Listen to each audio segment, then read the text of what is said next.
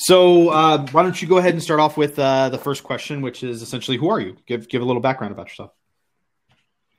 Yeah, my name's Todd Eakes. I've just work in enterprise software sales, complex software sales. Pretty much the majority of my career, I started in manufacturing and spent about 10 years in manufacturing in the mid 90s, and as a practitioner of software, and then kind of evolved into first a kind of a implementation consultant for software.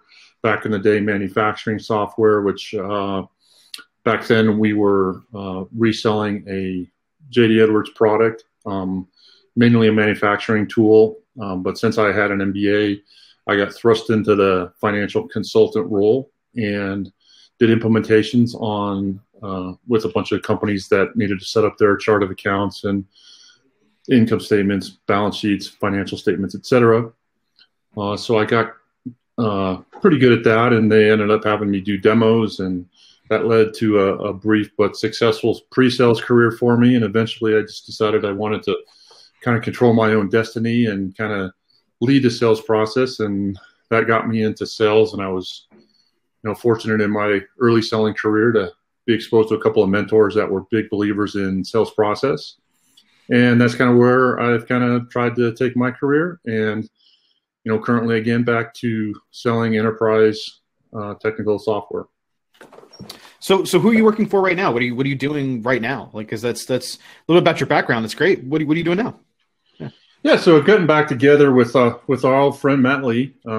You and I and Matt worked together here a few years ago. I think that's maybe another question you might have for me, but it's fine. Yeah, it's Matt came and knocked on my door in December and asked me what I was up to, and I had been kind of transitioning out of the e-learning space where all of us had met previously, and he let me know about a new software technology called Live Webinar that really is about leveraging real-time communication capabilities through tools like the one that we're on right now. I think we're actually using Live Webinar, if I'm not mistaken.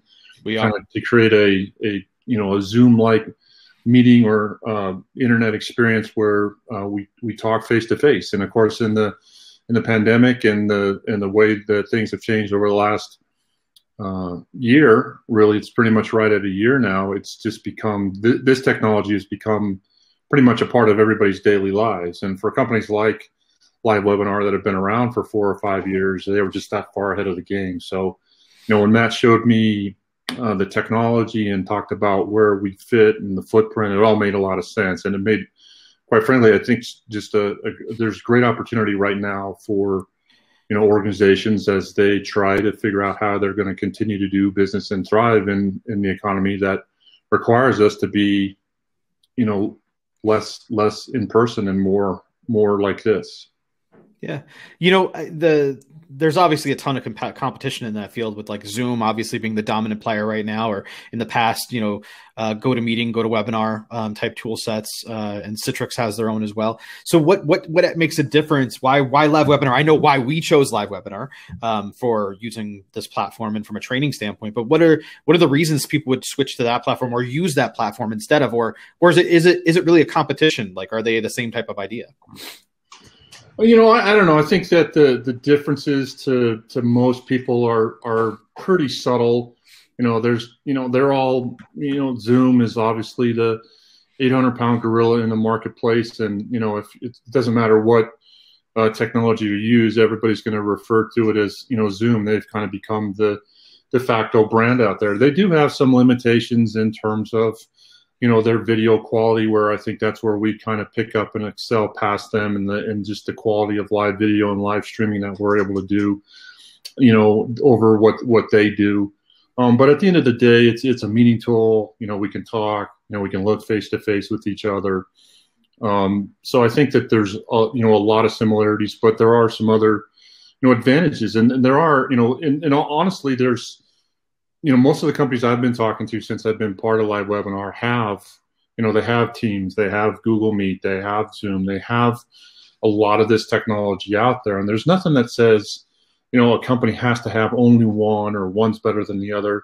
reality is sometimes the applications just lend themselves differently to different tools, and that's really just kind of based on the style of meeting that you're going to have. So if you're going to have a daily meeting, maybe Zoom is the best thing to have. But if you're going to have a virtual trade show where you want to have breakout rooms and you want to have individuals that come to your virtual booth and visit a breakout room and can have a face-to-face meeting like you and I are having right now, then live webinar becomes, a more obvious choice, again, because of the video and the interaction. So it's a really exciting tool to be part of, because it fundamentally was built by developers who learned how to take pieces of collaboration and string them together to form a product, and that's really what we see with live webinar. But the cool thing about live webinar is that each of these individual components, as you probably know, can be broken off individually and embedded or integrated through our APIs into existing technology and completely white labeled. So we have big customers that we don't get to say what their name is, because they use our technology, but to their end customers, it's really just an extension of their brand. And that's really where I think the key value prop for live webinar and our proprietary API called ArchieBot really comes into play and differentiates the market.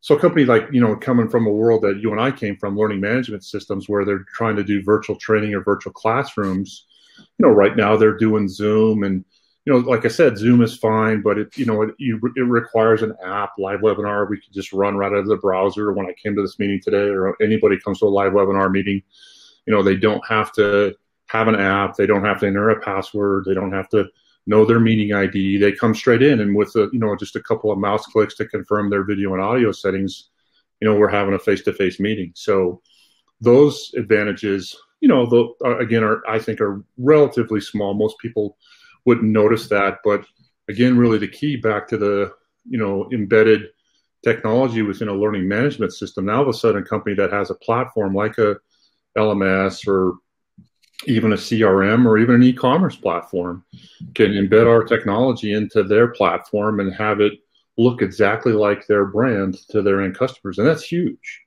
There's a whole That's actually the reason that we started the conversation with Matt, was when he came up and brought up the idea. If the webinar we're in is actually is on webinar.kencook.com. So you would not know you're in live webinar unless we physically said it. In our case, we want to say it. This is what live webinar does, because we're looking at integrating this into our technical delivery system, our TDS, or our platform like an LMS, but also the ability to sell and distribute digital documentation and things like that from it. So our goal is to have it so when a person comes into our site, they'll be able to, buy an online class, they'll be able to buy a virtual classroom, subscribe to a local classroom, and then be able to also get things like the booklets, the materials, and things like that, because we are a print-on-demand service as well. So one thing is just shipping out directly to a location. So a person's getting their virtual conference, but yet they still have their booklet in front of them with all the stuff they have for their conference. So they get their kit, all the things they want for their virtual conference. So you can really get the literature and that more virtual conference kind of idea and establishment to it. For us, that was a home run hit for us, because that self-branding, that self-awareness. We're not sending people to Zoom. We're not sending people to Microsoft Teams. And then the other big thing is the mobile version of it. It's not an app. It just uses the standard browser. I don't have to install something. All I need to do is just type in the web address from an email address, and boom, I'm on it. I'm able to use the web conferencing. I'm able to use all the functions all directly from a standard browser on a mobile device without an install. That right there is massively huge. So you don't have to worry about any of those people having to install something. They can get it and get access to it right away. That was huge for us. So I assume, I have yet to see any other platform come close to that, from that kind of integratability. So. No, absolutely. And that use case, the way Ken Cook is using it is exactly, one of the dream use case scenario. I think the word seamless, I think, is overused in software and in technology, but what you described is a truly seamless experience where, to the end customer, your customer, they see Ken Cook. They see an extension of your brand, and it all becomes one. And you continue to add value to your customers with embedded technology, with the print materials, and it's just a complete seamless solution. And again, I think that's an overused word, but that really articulates the value prop that live webinar offers to these big companies. I talked to a friend of mine yesterday, and she just got a new job as a beauty consultant for Target, and all of that is done on chat right now. How amazing would it be for, a beauty consultant to be able to demonstrate products and services and goods that online retailer like Target does, to be able to show that on a video or any type of RTC type interaction. And she even said that Target is looking at that now. So if Target's looking at it, the other big retailers are as well. And just what a great way to extend their brand, interact with their customers, become more personal, which really, COVID has been a big negative thing on so many of our lives in so many ways. But, we look at it the positive way. It's going to change the way business is done, and it's going to change the way that, interaction happens, and it's going to be, to the benefit of everybody, I think, in the long run. And, the technology is just a piece of it, but I do think that experience, that extended experience it's where the value is. And that's why I'm excited to be, back with Matt again. Matt's a winner, and it's great to be part of a team and selling a technology that's going to make a difference. Well, let's actually talk a little bit about that. So that kind of brings up how we know each other. Like, how essentially did you and I meet to begin with? Essentially, do you want to tell the story on how that happened, or how do we know each other? Like, we kind of lightly talked about it, but what does that look like, or what happened there? Yeah. We met at a company, I think back in early 2014, called EnvisionTel, that was co-owned by Matt Lee and Jonathan Turkle, and they had there was a job ad that they had put up for a customer service or a customer success manager, I believe, and I applied for that job, and they hired you for that job. So originally, I got to know EnvisionTel by that job posting, which went to you. About a few days, as time went on, Matt, the owner, started looking at my resume and was asking me why I wasn't applying for a sales position as opposed to a customer success manager. And going back to my days in implementation and delivery, I did have some of that customer facing experience, but nothing to the degree that a truly talented and gifted customer success manager has, in this day and age. So Matt and I continued to extend our discussion, and long story short, I came on board at EnvisionTel as a sales person. You were already in place as the customer success manager, and that's how we started to get to know each other and develop both our working relationship and our personal relationship. Yeah, and to be honest, that relationship meant a ton to me. Like, at first, when you came on board, I was like, "Oh, okay, we got a sales guy that's going to help out." Not realizing that, and I talked about with this Matt pretty heavily as well, is that that company changed my direction on what I look about from a business standpoint, how to do things. Because I came from, unfortunately, a failed business. My business went under. That's why I ended up coming to work for Matt at that time. And to be honest, like, I learned so much from you, Matt, and Jonathan. But one of the things I always say is that, and I'm actually in sales, or I run now sales, obviously, for Ken Cook now. And some of the reasoning behind that is because of you. Like, the things I've learned from a sales standpoint were all because of the techniques that you talked to me about. And it's not, you never talked to me about the sale or about, convincing a customer. It was never about convincing. It was about talking about the solution, finding the problem. What is the problem? How do you solve that problem? Building the solution behind it. This is basically just a more advanced customer service, and then making sure you follow up and making sure you let them know and giving them the guidance, that kind of stuff. And there's terms that I use probably on literally a daily basis, that I say all the time. And there's not a single person in the business here that doesn't know when I say things like, time kills all deals, things like that as a term. And that's 100% from you. I'm sure you got that from somebody else, but at the same time, like, I stole that 100% from you. That is definitely a term that I use on a regular basis, because I'm like, oh, well, this is going to be a 3-month lead time on that. All right. Time kills all deals. So that one's probably not out the door. That kind of idea. It's probably not a real opportunity then, things like that. Not to say that we don't work it, not to say that we don't see to take care of it and make sure the customer's taken care of, but it's just things like that I say on a regular basis. Also, the way I kind of think about or process a sale, of a lead that comes in and information, then giving them that guidance. Here's that information, how that flow, setting up a real process of how to actually execute and make sure it's complete, and then a customer success process afterwards to make sure those are two different well-defined items on there. And all that came from you, Todd. Like those concepts and those ideas, I straight up stole from you. I mean, those are the reason I'm successful in this is because of you. Like you're definitely a huge part of that. So. So I don't know if I ever said this, but thank you. I mean, that means a lot to me. So. Yeah, no, yeah. I really appreciate that, Aaron, and I thank you as well. You know, the phrase "time kills all deals" did not come from me. I could tell you the origination of that, and the short story of that is that the person I learned that from was an old sales manager of mine that I didn't particularly care for. But the one thing that I've kind of learned and picked up over the years is that there's a lot of different ways to approach selling. I don't know that there's any one right answer any time. There's not. I think you just have to be adaptable, and you have to be able to discern the situation and apply your skills and abilities. And the one thing that I think that I've learned over the years is just to always be open to learning. I mean, I learned a lot from you. I learned a lot from you. I learned a lot from Matt. And I think that synergy, even though EnvisionTel wasn't that big of a company, I think we had a really good run. But I did learn a lot from you as well. I think that your dedication and your passion to customers was something that was a key takeaway that I had in observing you. And when we first started working together, I felt like we were kind of missing for a while. And then after a while, though, we came together and we got in line.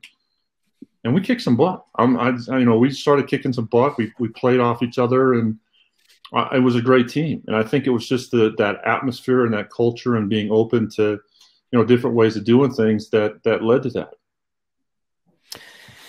Yeah, I agree. Like, it definitely, when we first started, like, we're trying to figure out how does this work? What is the relationship? Because as you know, I like to talk quite a bit, so a conversational start and a customer asks a question and realizing, stop, listen, pay attention. You're not trying to give the information. You're trying to solve the problem like that they have. So listen to what the problem is, then define back. And like, that was just simply me waiting to hear and listen, and you teaching me that patience helped me a ton. But then on top of that, then I think we got into our rhythm of how or when we should talk about something, or who should be talking, or who should be bringing up the solution at the time, and things like that. And it made such a, it definitely took a little bit of time, but after that, I think I don't think I've ever met somebody I was just so synchronous with at that point, where I just knew exactly what to do or what to say or what to talk about with a customer, or when to approach it or when to preach it. But it definitely took some time. Yeah. Yeah, no, I agree. I think that's the biggest advice that I could give to, a young salesperson would be just to take time to listen. And, that's hard to do sometimes, whether you like to talk or not, it's hard to do. And, there's a certain expectation of the customers now that didn't exist when I first started selling.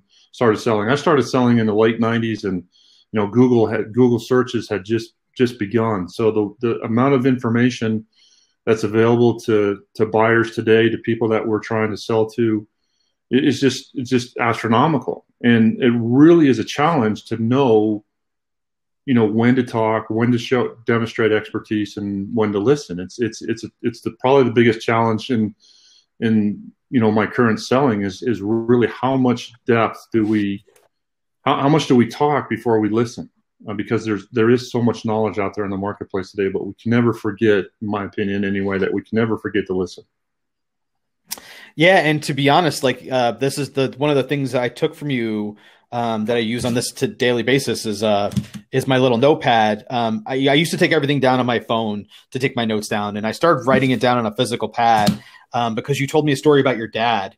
About how your dad, whenever he met somebody, he would write down their name or write down their information, like who they were and stuff, and then would recite that back and bring it back up because he would always remember people. And so that's something I've now just become accustomed to, as having a physical pad on me at all times. And I know that was something that was, it just writing down the notes, having the information, talking about, because, remembering a person's name, and by writing it down physically, it makes such a big difference for me. The retention, the information, the notes that I'm taking are about what I'm listening about, making sure I am paying attention and making sure I am listening to what they're saying. So that way you can even go back and recite back, this is what we talked about. This is what you're looking for. This is the information, so that they really do know that there's a commitment to that listening ability. So Again, that's all you. Again, what's you know, it sounds simple and small, but I mean, it actually made a huge difference for me. Being from New York and talking 8,000 miles a minute, like slow down and write it down. Yeah, no, again, and I just credit, Howard Hargrove, the first sales. I was a pre-sales guy, and Howard was the sales guy, and I learned so much from him. And I'd walk into a warehouse. We were selling warehouse management software, and I'd walk around, and he had his notepad out, and he was taking notes. And I feel like I'm a pretty good listener, and I got a little bit of a memory up here, and I didn't take notes. And Howard got on me, and he said, "Look, first of all, you're not going to remember everything. Second of all, probably the biggest reason to take notes in that scenario is that the customer shows that you can demonstrate to the customer that you're actually paying attention, to what's being said and how it's being said." So, I learned that from Howard early on, note taking, and like you referenced my dad, there's always some kind of connection. You should never go into a sales call without knowing something about the person that you're speaking to. And with LinkedIn and the internet today, there's really no excuse not to be prepared to have those conversations. Now, I don't lead with that. It's not like I see, a hat on your wall, or, you see a picture of a ram on my wall and I say, let's talk about that the first thing when we walk in the door. No, but we need to know kind of the background of the person that we're talking to. And at the appropriate time, you work that into the conversation. It's what builds that relationship and helps you, ultimately, strengthen that relationship with the customer, which, may or may not lead to a sale, but more often than not, I think it's a value add. Yeah, and when it comes to the note taking and things like that, that's actually another benefit I find from the webinar tools as well. We're recording this. Obviously, this is for the specific case of designed to be published, and we're going to put this out obviously on the web. But like every single one of my recorded calls now that I do with a customer, I let them know, hey, I'm recording this, and the reason I'm recording it is to make sure I can go back and take notes, so I can pay attention as much as possible. And I'm going to take down micro notes while we're talking to somebody, but that way I'll go back and listen to it to make sure that I didn't miss something, so I can be as present as possible. So there's another advantage I think of tools like this. I think that it makes a huge difference of being able to even go back and have that digital transcription of that information available to you. I think it's fantastic. So. But just another reason behind it. That's a really good point. What kind of feedback do you get from people when you tell them that and you send them the recording? So 90% of the time, they're 100% behind it. Occasionally they say, please don't record it, because there's maybe something specific they're not allowed to discuss. And occasionally a customer, they want to talk about something that the customer's comfortable talking about, but they're not comfortable that the company knowing that the customer talked about it, that kind of idea.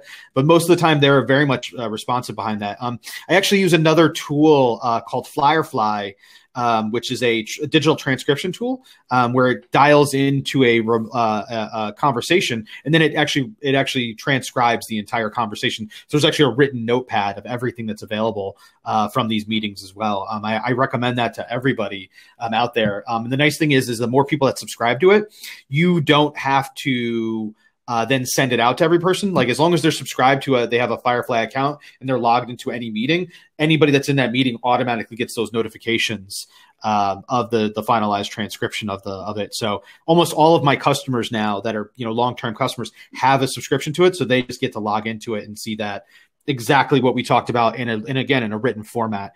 And it's like 98% pretty good. Like, occasionally you get a weird word or something like that, but there's also an audio file you can go back and play to clean it up, or you can go in and clean it up yourself. Nothing to do with what we're talking about today, but it's just a cool tool that I do recommend. So, well, I wrote that down on my notepad. So, but it works with almost every meeting platform. Works with this. It works with we use Google Meets for our standard Google, like our regular meetings with customers. When we do our web conferencing and stuff like that, we use this. We use Live Webinar. So, and it works with almost every customer uses Teams nowadays. Teams has become, there's not a single customer. I think most of my customers do not use Zoom. I don't know what happened, but in the manufacturing industry, but they're so anti-Zoom, like they won't accept a call if there comes from Zoom, that kind of idea as well. So I assume that's from the early days when they first kicked off, when COVID started, is that they had those security flaws and things like that in it as well. So I'm sure that. Right. Yeah. Well, that's interesting feedback. Like I said, most large companies I talk to are using two or three different tools, and it's just like you said. I mean, you use live webinar. Ken Cook uses live webinar where it makes sense to do so, and that's really the kind of that's really what we're just trying to get out there as well. It doesn't have to be just one, or if you think you have Zoom, you have the whole problem solved. There's more to it than just there's more application out there than one tool can provide right now. Yeah. So one of the things that you and I have both had a background in is obviously is enterprise, working enterprise and working in SaaS now. So software as a service. But one of the things that I always love is you always told me a story about an ERP company. And it's we suck less is always what I have written down as a term. Do you mind telling that story? Like, cause I always felt that was just a great conversation. That's my friend, Scott Hudsmith. Scott was the CEO of a company that was called Syngistics back in the day. And, Scott, he didn't really have a big software background. He was extremely gifted leader. But, not coming from the software world, he just kind of had the whole idea that all software sucked. So he and the management team came up with the phrase that we suck less. So we literally went to a trade show, had T-shirts printed up, and everybody at the booth was wearing a T-shirt that said "We suck less." We had a little mascot called a Scooge.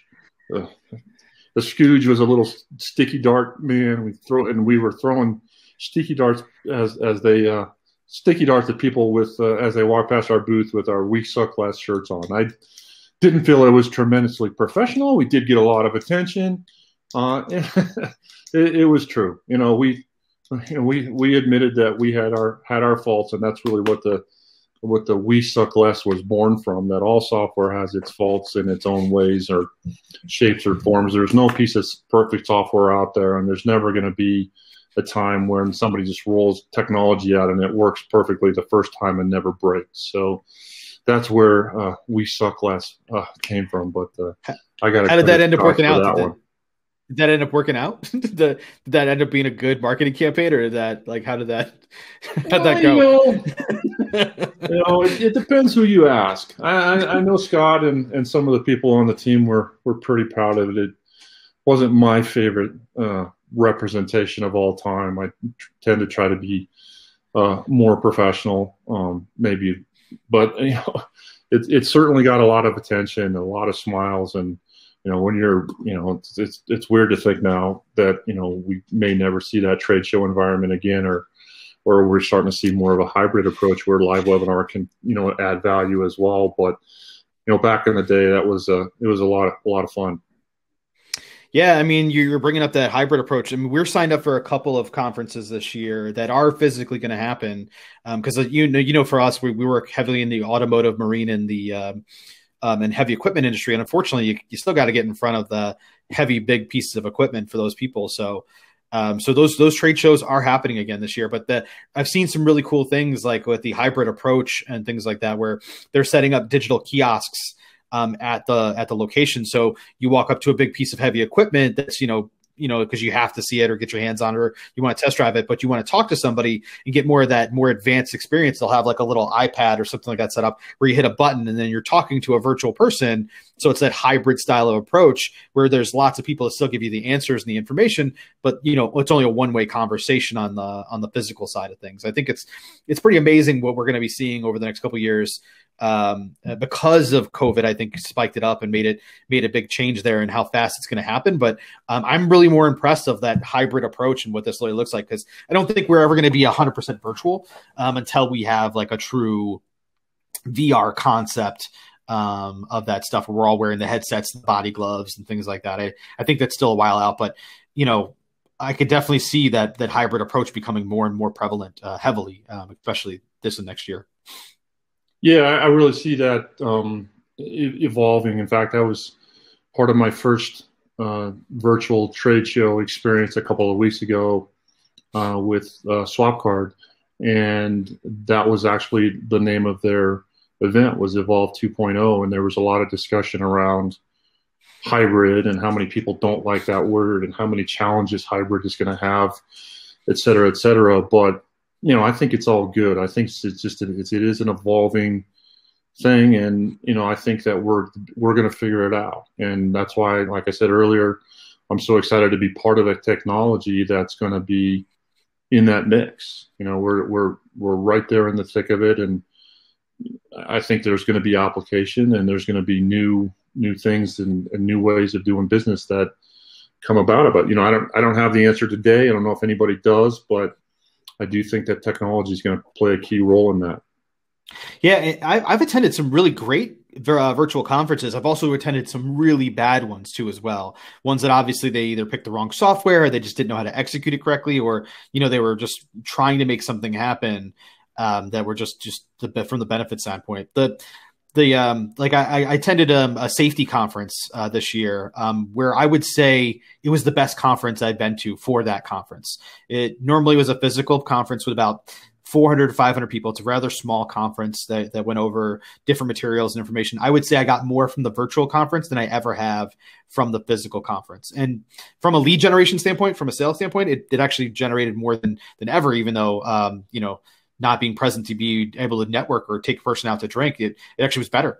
But the other thing was, though, is because I could actually attend the events, I could see what was going on. And then they had recordings. So again, the thing I missed or the question I had or something like that, I can go back and rewatch. Those were the things that I absolutely love from it, is that, when you miss that one little thing, or the ability to, some of them are separating it out, whereas, you have 3 days, you got to jam everything into these 3 days, but we all still have jobs that we still have to do on top of that. So you maybe not be able to attend all the different things you want to attend in those 3 days. So in a virtual conference where they've separated them out, like, okay, here's 2 hour block today, 2 hour block today versus a 10-hour day. Right.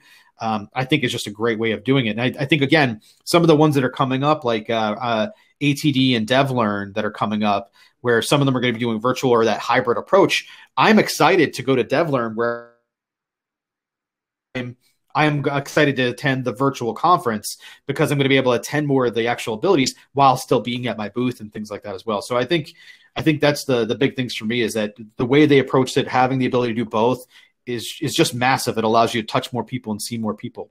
So I really like that idea. Yeah, it was definitely a learning experience for me, the pace, but the pace was fast to me, but good. And like you said, the ability to attend a session and then still be manning, staffing your booth, or being present, having a presence at the booth. And then, people that came to the booth came for a reason, right? They were able to understand who we were without having to go past, the sea of booths and try to figure out, okay, whose booth makes sense or doesn't make sense. All that stuff, goes out the door. I did think the thing that was lacking was the personal relationship. When you have a chance to meet somebody, shake their hand, like that's kind of probably a thing of the past now.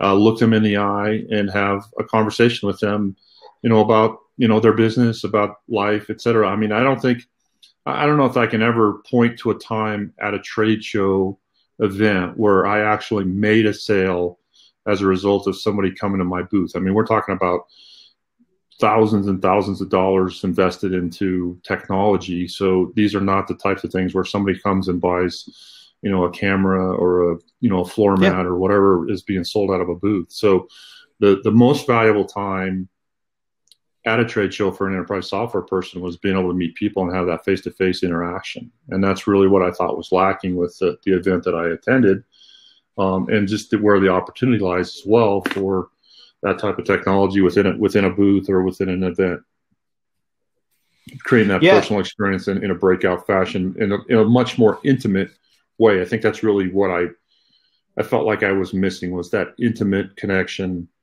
with individuals at the trade show that I would have had, in person, that I didn't get in the virtual world. Yeah, and to be honest, I've attended shows where I felt that way, and then I attended a show just recently where they did a really good job using the breakout session function, where they allowed you to be in like your virtual booth, and then they had like set up like separate conversation where you could schedule a time That way, like, hey, this is going well. I understand what's happening, and I want to have that personal interaction with this person. Where I actually got more of a concentrated attention to the person, and the breakout gave me 15 minutes to an hour, and the person could select how much time they wanted for it, and then we got to have that personal time because they heard something, or they said I said something or whatever in that conversation. That I felt that man, those have worked out so well. And to be honest, again, from a sales standpoint, it's led to better leads. You said, you've never had somebody sign up from a trade show standpoint, but I have, but I'll tell you right now, in these virtual shows, the ones that are done right, the leads are better. The people have more time, and the people that are showing up are the people that already know what you want. So you just gotta be good at your messaging in that virtual conference. And if you have recorded information or things where they can just click on and see it, oh yeah, this is something I want, they can then come and talk to you versus, that you're trying to hound somebody to come into your booth for a second to talk, right? It's that, people I think feel like a little more open to talking to more people in that virtual conference than those people that are a little more introverted or shy about that. So even I feel like I'm an extrovert, but at the same time, like when I'm at a trade show, I don't want to talk to these booths. I don't want to go to all these different booths. I have the 4 or 5 booths I want to see because they're specific, but there are probably 8 or 9 other ones I probably should talk to, but I'm not going to because I don't want to have to randomly talk to some, where I'm going to feel as a sleazy conversation or an unbeneficial conversation. Whereas these virtual conferences, I feel, do a much better job of giving me that definition of what this is. So, absolutely, I agree with you 100%. Yeah. So, so since we knew each other from EnvisionTel, that where we actually sold obviously LMS and training services and things like that. But before you were at EnvisionTel, you actually owned your own liquor store. Is that correct? Yes. So what was that like? Because obviously that's a different experience. You're still doing sales, but in a more of a transactional style environment instead. So can you give me a little bit of an idea of what it was like to do that? Sure. That was a retail,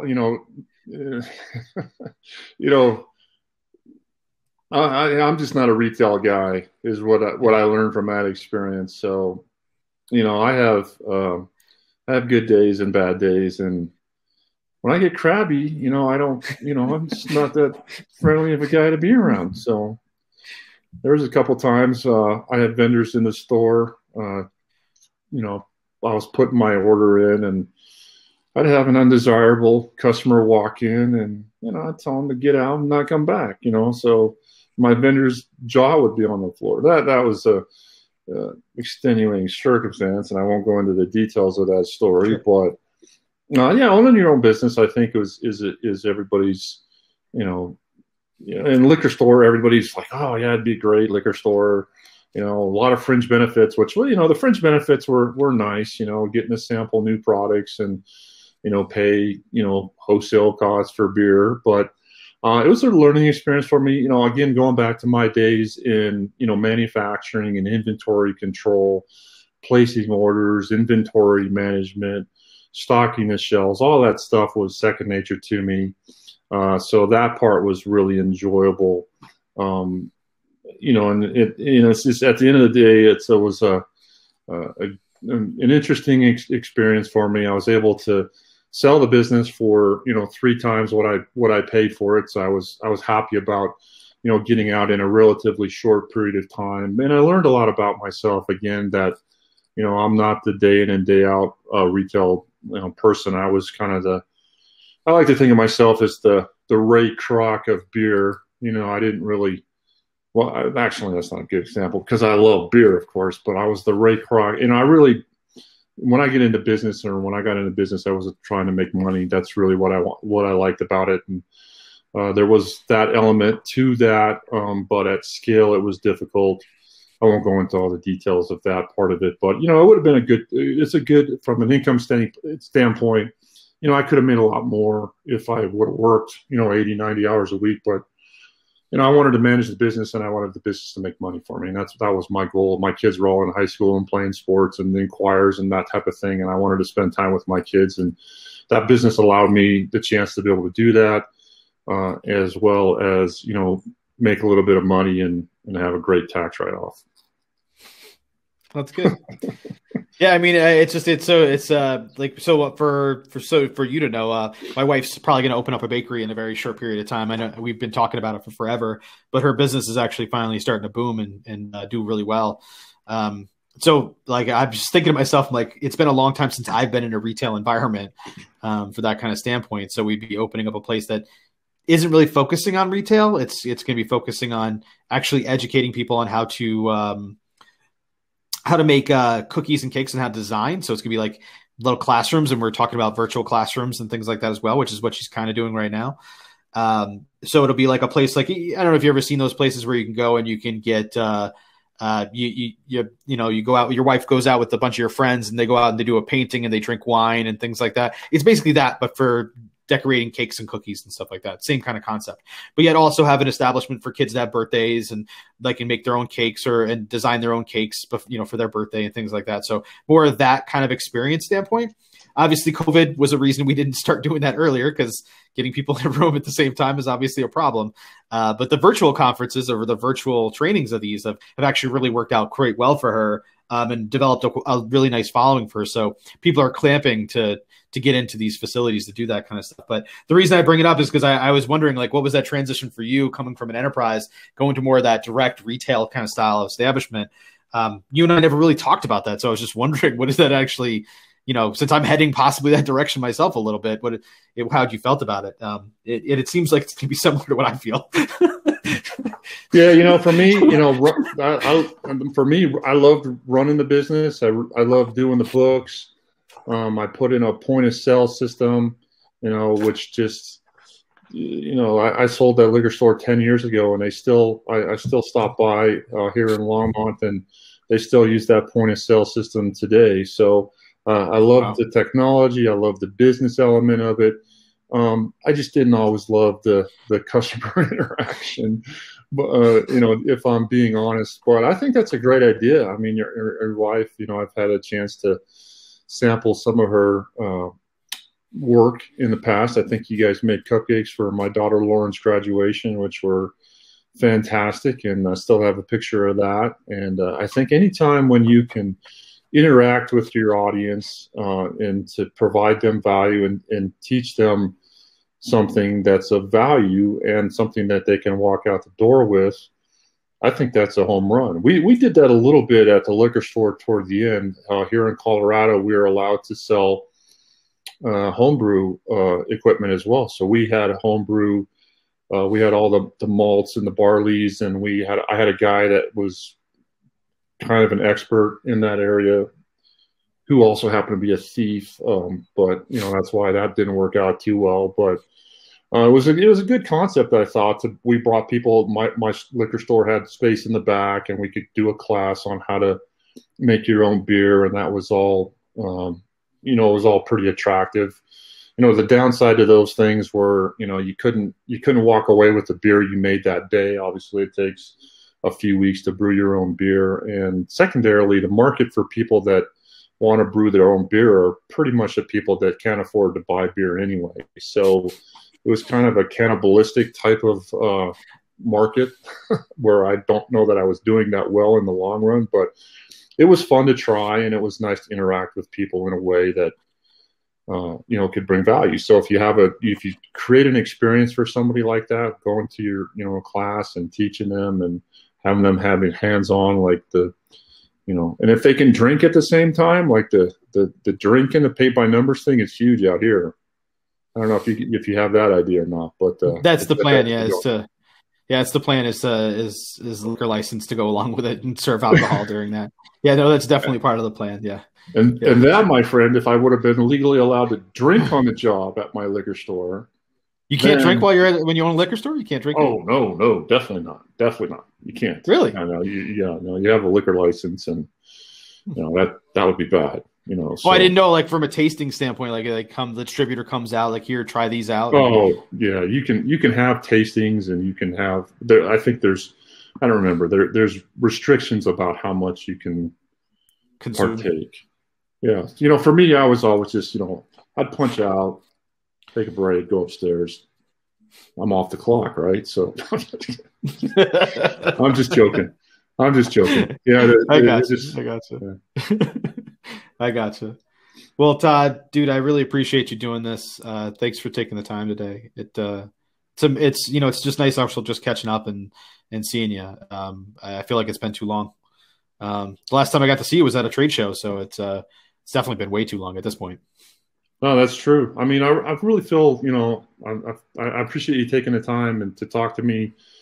Hopefully, it wasn't a terrible waste of time, but No, this was I fun. really look back with a lot of great memories to when we first met and working at EnvisionTel. And again, we weren't a big company and we weren't doing, millions and millions and millions of dollars, but we were a successful company. We were a successful team, and we were friends. And what more can you ask for? Yeah, it was a fun place to go work. I never felt, even though I was working probably 60 plus hours a week, and sometimes being a small company, you end up being the support person and helping out with a customer that had a disaster that happened late at night on a Saturday or something. I never felt bad about coming to work. Like I always loved, like I was excited to get into the office or talk with people and be a part of it. I felt like we were doing something bigger than where we were, which was kind of cool. It was really nice.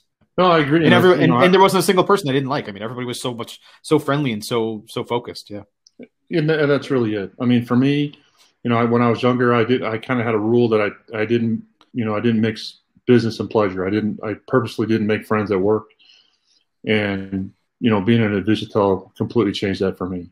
So, I'm still friends with you, I'm friends with Matt, Yeah. Jonathan, James, right down the line, Peter, even some of the guys that I only Walker, even some of the people I didn't work with very long. Yeah. Yeah. Everybody was good there. To be honest, everybody from EnvisionTel, or to be honest, in most of the companies I've worked for, I make contact with and talk to on a regular basis. Even if it's just a simple text message or a hello, but I try to make, if I can, a FaceTime or something like that if I can, because I've been blessed. I've gotten to work for some really great places, and I've done a couple of these even with people I've worked with at Crocs or people I've worked with at Apple and in the past, and even people that I've run my own business, and unfortunately that had to be a part of a layoff or something like that I had to do. I did one with a former employee not too long ago, and that one was a little brutal to talk to them about it, because we still talk and we were close and friendly, but at the same time, like we had to talk about like when I had to lay them off, like when my business went under, what that felt like, and it was strange, but yeah, it was good. It's good. So, Well, that takes a lot of courage to have those conversations, and it just shows what kind of person that you are, Aaron. Because a lot of people wouldn't want to ever have that type of conversation with somebody. I just want to make sure I don't make the same mistake again. Like, how do I make sure that I don't have to do that again? So that's the key for me. So, Right. Todd, thank you so much for doing this again. I really appreciate it. No, it's my pleasure. I appreciate All your right, buddy. time. Hey, and good luck with Live Webinar. It's a great tool, awesome platform. As you know, I already love it, and that's what we're on right now. I truly like it quite a bit. So, anybody wants any information about Live Webinar, don't reach out to me. Reach out to Todd. I'll put his information in the field here as well, so you can reach out to him as well. Thank you. Thanks, Aaron.